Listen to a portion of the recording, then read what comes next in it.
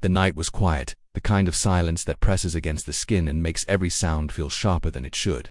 Emma had walked this path countless times before, yet on that particular evening her steps slowed. The beam of her flashlight skimmed across the old stone wall, and for the first time, she saw them strange, deliberate markings etched deep into the surface. They weren't random scratches. They formed a pattern, angular and precise, as though someone had carved them with intent centuries ago. She leaned closer, her breath fogging in the cool air, tracing the symbols with her eyes. They didn't resemble any alphabet she knew, but there was a rhythm in their design, a repetition that suggested meaning. It was as if the wall itself was whispering, waiting for someone to listen. The thought tightened her chest. Why had she never noticed them before? Emma reached out and touched the grooves. The stone felt colder there, almost unnaturally so. For a moment she thought she heard something, a faint echo, like a low hum beneath the earth, vibrating through her fingertips. She pulled her hand back quickly, heart pounding. Whatever these markings were, they weren't just decoration. They were a message, hidden in plain sight, begging to be deciphered. What Emma didn't yet know was that the discovery of these symbols would unravel a chain of events leading her deeper into secrets that were never meant to be uncovered. Emma stood motionless, her hand hovering just above the strange etchings. The air around her felt heavier, as if the symbols themselves were exerting some invisible pressure. She tried to steady her breathing, telling herself it was just the cold night and her imagination. But deep down, she knew this was different. These markings weren't idle graffiti scrawled by a bored passerby. They carried intention, and that intention seemed to reach across time, directly into her. She lowered the flashlight beam, studying every curve and line. There were 5 distinct symbols arranged in a row, each carved with a precision that didn't match the rough edge of the wall. The first looked like a spiral collapsing inward, the second a jagged arrow pointing down. The third was stranger still, a diamond with a vertical line splitting it in half. The fourth resembled an inverted triangle, and the last was nothing more than a single circle cut deep into the stone. Together they formed a sequence that nagged at her, as though the logic behind them was just beyond reach. Emma pulled out her phone, snapping photos of each carving. Her fingers trembled slightly, not from the cold, but from the growing sense that she had stumbled onto something no one else had seen, or worse, something no one else was supposed to see. She glanced over her shoulder, suddenly hyper-aware of the stillness of the path behind her. The trees loomed dark and silent, their branches forming black silhouettes against the moonlit sky. It felt like being watched, though she knew she was alone. She whispered to herself, half to fill the silence, half to anchor her nerves. Just markings, just old markings. But her words rang hollow in the emptiness. When she turned back to the wall, she noticed something she had missed before. The grooves of the spiral symbols seemed deeper than the rest, and in certain angles of the light, they shimmered faintly, as though damp. Emma reached into her pocket, fumbling for a tissue, and pressed it against the stone. It came back dry. She frowned. The shimmer wasn't moisture. It was something else, something embedded in the stone itself. Curiosity overcame caution. She leaned closer, bringing her ear almost against the cold surface. At first, there was nothing but the rush of her own blood. Then, faintly, a sound. It wasn't the imagined hum she thought she'd heard before. This was distinct, deliberate, a low, rhythmic vibration, like the beating of a distant drum buried far beneath the ground. Her stomach tightened. She jerked back, clutching the flashlight, scanning the darkness around her once again. The path was still empty, the night unbroken, yet the feeling remained she was no longer an observer. She had stepped into something active, something alive. Emma forced herself to move, backing away slowly until the wall was no longer within reach. Her rational mind scrambled for explanations. Geological shifts, acoustic echoes, natural mineral reflections, but those words felt brittle compared to the weight of what she had felt. She walked quickly now, each crunch of gravel beneath her boots a relief against the silence. When she reached her car at the edge of the path, she slid inside and locked the doors without thinking. Only once the engine rumbled to life did she feel a fragile barrier of safety return. She drove home with the images of those symbols replaying endlessly in her mind. Her apartment was small but comfortable, its warmth greeting her as she stepped inside. She dropped her keys on the counter and sank into the couch, pulling her phone from her pocket. The photos she had taken were sharp, each line of the carvings captured clearly. She studied them one by one, zooming in until the pixels blurred. The more she looked, the less random they felt. They were designed with purpose, and that purpose gnawed at her. She opened a laptop and began searching. Spiral symbols, ancient carvings, cryptic markings, local history of the path she had walked. Hours passed as she scrolled through endless results. Celtic knots, alchemical signs, even early astronomical notations. None were exact matches, but fragments seemed familiar. The downward arrow echoed runes she found in Nordic traditions. The diamond with the split line resembled glyphs used in Mesoamerican cultures. The inverted triangle appeared in esoteric diagrams linked to water and the underworld. But the circle, the perfect, cleanly cut circle, stood apart, She couldn't place it anywhere. It was too pure, too deliberate, almost modern in its execution. The more she stared at it, the more she felt it was staring back. Emma leaned back, rubbing her tired eyes. She had always been a curious person, someone who thrived on uncovering small mysteries, but this felt larger than anything she'd pursued before. It wasn't just history. It wasn't just art. It was a message fragmented, hidden, waiting, and for reasons she couldn't explain. She felt certain it was meant for her. The thought unsettled her enough that she shut the laptop abruptly. The room was quiet, the hum of the refrigerator the only sound. She stood, crossing to the window, pulling back the curtain slightly. Outside, the street was empty, washed in the amber glow of a single lamppost. Normal, safe, mundane. Yet she couldn't shake the sensation she had brought something back with her, not physically, but like a shadow clinging to her thoughts. Sleep came fitfully. She woke several times, convinced she'd heard something faint against the walls of her apartment, a scratching sound, or perhaps just the pipes shifting. Each time she sat upright in bed, listening until her pulse slowed. By dawn, exhaustion overtook her, and when her alarm buzzed, she felt as though she had never truly rested. Still, she returned to the laptop, unable to let go. She dug deeper, pushing past casual searches into obscure forums and digitized archives. There, buried in a discussion about forgotten European ruins, she stumbled upon something that made her freeze. A grainy black and white photograph, posted without context, showing a stone wall eroded by centuries. On it, faint but unmistakable, was a sequence of markings, not identical to what she had seen, but undeniably related. A spiral, a diamond, and that same perfect circle. Her heart raced as she scrolled through the thread. The photo had no origin listed, only speculation from anonymous users. Some claimed it was proof of an ancient order, others dismissed it as a hoax. But one comment stood out. It read, "They appear when boundaries thin. If you've seen them, you've already been chosen." Emma sat back slowly, the words echoing in her head. Chosen. The idea seemed absurd, but it ignited a chill that spread through her body. The symbols weren't random, and her discovery wasn't chance. She felt the weight of something larger pressing in. Something vast and unknowable. For the first time, she wondered if she should return to the war. Every instinct screamed to stay away, to let the mystery remain buried. And yet, the pull was undeniable. Answers were out there, waiting, and the markings would not leave her mind until she found them. That night, against her better judgment, Emma packed a flashlight, a notebook, and a small digital recorder. She told herself she was only going to observe, to document, nothing more. But deep down she understood. The moment she touched those symbols, her life had shifted. The path back was already gone, and as she approached the wall again, the air seemed to recognize her return. The night was quiet, the kind of silence that presses against the skin and makes every sound feel sharper than it should. Emma had walked this path countless times before, yet on that particular evening her steps slowed. The beam of her flashlight skimmed across the old stone wall, and for the first time, she saw them strange, deliberate markings etched deep into the surface. They weren't random scratches, they formed a pattern, angular and precise, as though someone had carved them with intent centuries ago. The path looked different under the beam of her flashlight. The familiar gravel and dirt now transformed into something foreign and unsettling. Every rustle of leaves sounded sharper. Every shadow seemed deeper, and as Emma walked, she had the distinct impression that the trees leaned in closer than they had the night before. Her bag bumped lightly against her hip, the notebook and recorder, inside a reassuring weight. She had promised herself she wouldn't get too close, that tonight was only about watching. But even as she thought it, she knew it was a lie. When the wall came into view, her breath caught. It seemed taller than she remembered, its surface gleaming faintly in the moonlight. The markings were still there, of course, but the spiral looked different. She narrowed her eyes, bringing the flashlight closer. The grooves were deeper, noticeably so. She blinked hard, shaking her head. She couldn't be sure. Perhaps her memory was playing tricks, or maybe the light exaggerated the impression. Still, the idea that the symbols had changed in less than 24 hours gnawed at her. She set her bag down, pulled out the recorder and pressed the red button. Her voice was steady, though her pulse was quick. Entry 1.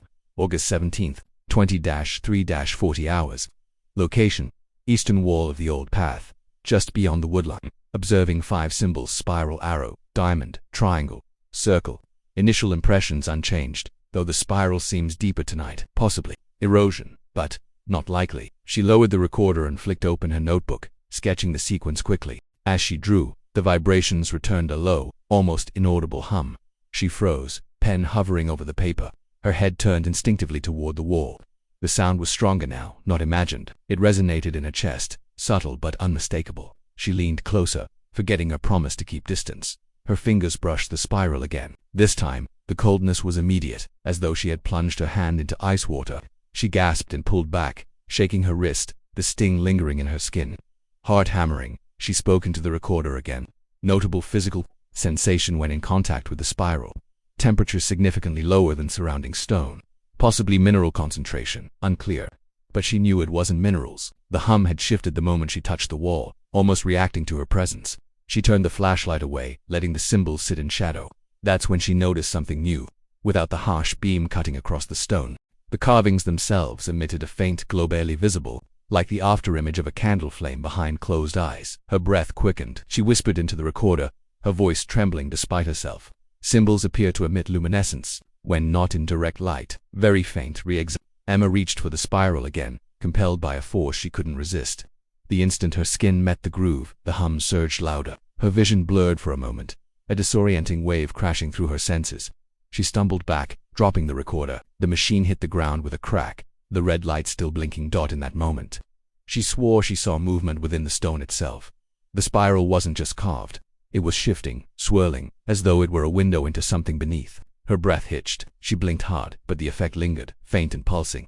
She snatched the recorder from the ground, speaking quickly. Symbols, not static. Possible optical illusion, but appears to move. Spiral rotates faintly under prolonged observation. Strong auditory resonance when touched cannot explain. Her voice sounded alien to her ears, clinical, detached, but inside panicked, battled curiosity. She had crossed a threshold she couldn't retreat from. A sudden noise cracked through the stillness, a branch snapping somewhere behind her. Emma spun, flashlight jerking wildly through the trees. "Hello?" Her voice wavered silence. Only the weight of her own breathing filled the air. She lowered the light, but the unease stayed. Had someone been following her? The thought chilled her more than the symbols themselves. She forced her focus back to the wall, trying to steady her hands. She traced her pen over the sketches in her notebook, reinforcing lines, desperate to keep control. Her phone buzzed suddenly in her pocket. She flinched, nearly dropping the flashlight. With shaking hands, she pulled it free. An unknown number lit up the screen. She hesitated, then answered. At first, nothing. Just static, faint but persistent. She almost hung up, but then, buried in the hiss, a voice whispered.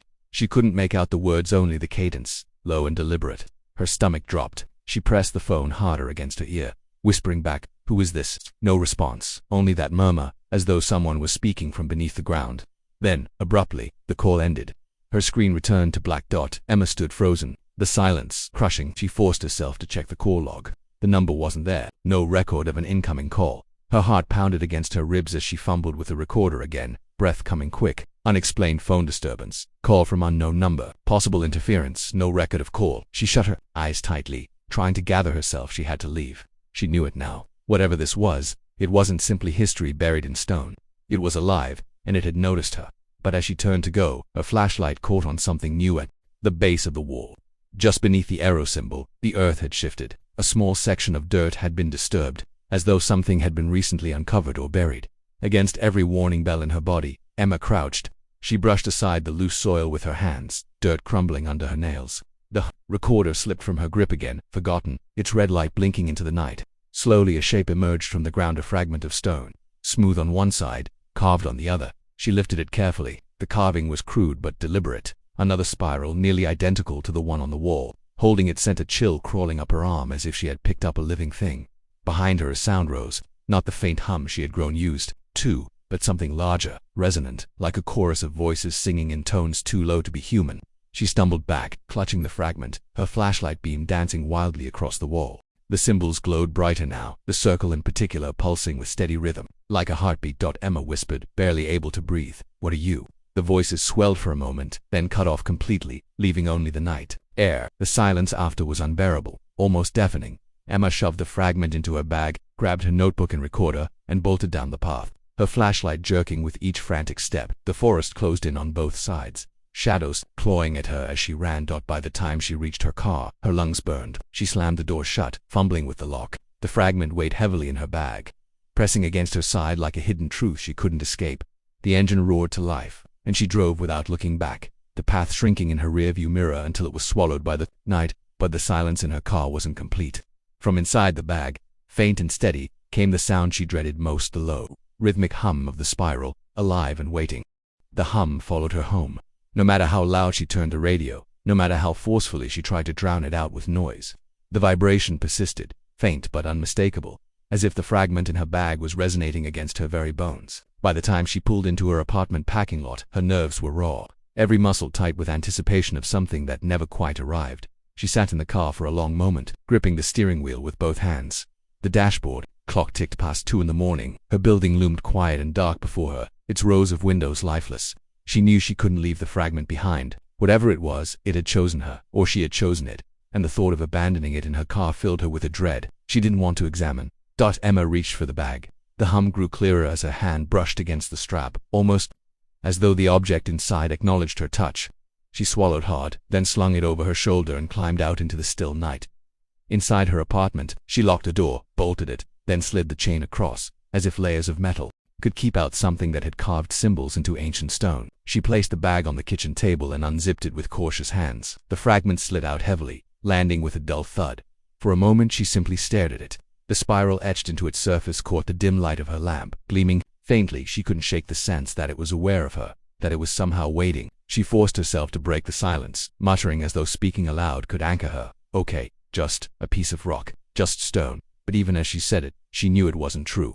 The hum vibrated through the table, through the floor, through her. Emma fetched a towel from the counter, wrapping it tightly around the fragment, muffling the sound. It helped, but only slightly. The vibration lingered like a memory, impossible to erase. She sat back, rubbing her temples, her mind racing.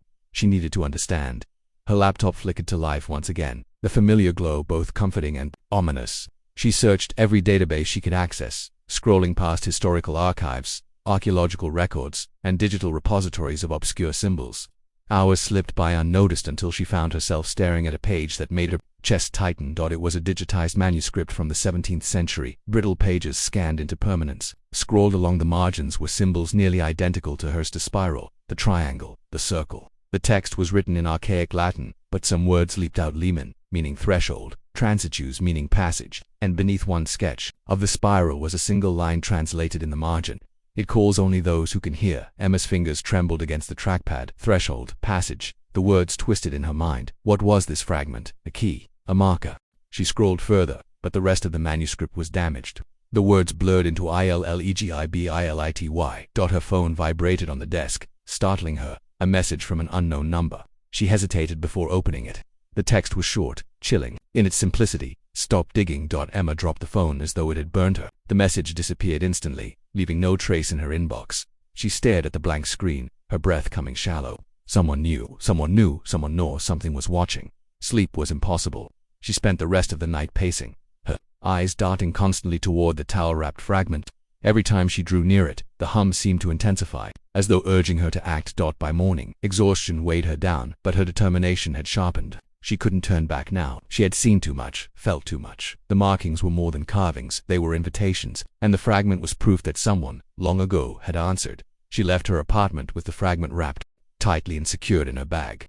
The world outside looked deceptively normal. Neighbors leaving for work, cars humming along the street, the smell of coffee drifting from a cafe down the block. None of it belonged to her anymore. She was tethered to something else now, something hidden beneath the surface. Her first stop was the library. The local archives had always been quiet, a sanctuary of forgotten documents and dust. The woman at the front desk barely looked up as Emma slipped inside. She made her way to the basement level, where old newspapers and maps were stored. Hours passed as she combed through records of the area near the path. Most of what she found was mundane land sales, construction notices, local folklore about wandering lights in the forest. But then she uncovered an article from 1924. Its headline was blunt: 3 missing near old quarry path. The story described a group of hikers who vanished after venturing near the same stretch of woods where Emma had found the markings. Search parties combed the area for weeks but found nothing. The article quoted one villager who claimed the men had been lured by the carved signs, though the paper dismissed it as superstition. Emma snapped a photo of the article with her phone, her pulse quickening. More pieces of the puzzle, but no answers. She dug deeper, searching older records, until she came across a fragment of a hand-drawn map from the 1800s. The path was marked faintly, leading to a structure labeled only as the Boundary House. She whispered the name aloud, the words heavy in her mouth. Boundary House. The connection to the manuscript's threshold was too strong to ignore. Emma gathered her things, barely aware of the stares she received as she hurried out of the library. The fragment seemed to pulse against her side, urging her forward. She knew where she had to go. The drive took nearly an hour, winding through narrow country roads until the town gave way to thick woodland. She parked at a clearing and continued, on foot, following the faded lines of an old trail barely visible through the underbrush. The deeper she went, the quieter the world became. the sound of distant traffic and birds fading into oppressive silence. Then she saw it, half hidden by ivy and decay. The remnants of a stone structure rose from the earth. Its roof had long since collapsed, and only sections of its walls remained standing, jagged outlines against the trees. The boundary house. Emma's throat tightened as she stepped closer. She felt the hum before she even touched the fragment in her bag. The air vibrated with it, subtle but unrelenting. She slipped the fragment free and held it in her palm. The spiral glowed faintly, responding to the presence of the ruined dot as she crossed the threshold of the crumbling wall. The hum deepened, wrapping around her like a low chant. The ground beneath her feet seemed to pulse in rhythm with the fragment. She stopped, every instinct screaming at her to turn back. But then she noticed the carvings. They lined the remaining stones of the boundary house, faint and weathered, but unmistakably the same sequence as before. Spirals, triangles, circles repeated over and over, forming a pattern that seemed to weave the ruin itself into a kind of design. Emma's vision swam for a moment, the symbols shimmering in the dim light. She clutched the fragment tighter, her heart racing. This was no coincidence. The path, the wall, the fragment, they were all part of the same design, and standing within the ruins of the boundary house, she realized the truth she had been circling. Since that first night, the symbols were not simply a message, they were a doorway. The air inside the boundary house was heavier than the forest outside, dense with a silence that pressed down on Emma's chest.